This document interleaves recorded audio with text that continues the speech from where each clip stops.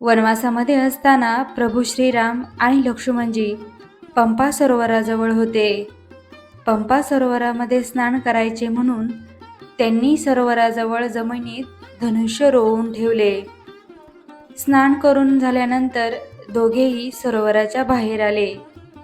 घरी जायचे म्हणून त्यांनी धनुष्य उघडून पाहिले, तर त्यांना दिसले की त्याचं टोक रक्ताने माखून गेलं आहे.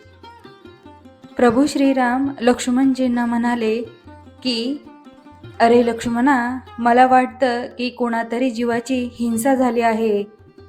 तू बघ बरं नक्की काय झालं आहे. लक्ष्मणजींनी जमीन उकरून बघितलं तर एक मोठा बेडूक दिसला. तो अगदी मरणाच्या पंथास लागला होता.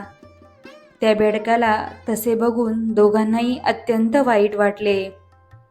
प्रभू श्रीराम त्या बेडकाला करुण स्वरात म्हणू लागले की अरे बेडका, तुला जर यातना होत होत्या तर तू ओरडला का नाहीस?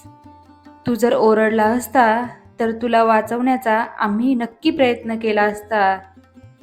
जेव्हा साप तुम्हाला धरतो तेव्हा तर तुम्ही खूप ओरडत असता. त्यावर बेडूक म्हणाला, प्रभू श्रीराम, आम्हाला साप धरतो तेव्हा आम्ही प्रभू श्रीराम आमचे रक्षण करा, प्रभू श्रीराम आमचे रक्षण करा असे ओरडत असतो.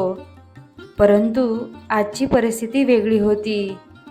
आता मला दिसले की प्रत्यक्ष प्रभू श्रीराम मला मारित आहेत, म्हणून मी चूप बसलो. म्हणून शरणागत भक्त कधीही कुरकुर करत नाहीत.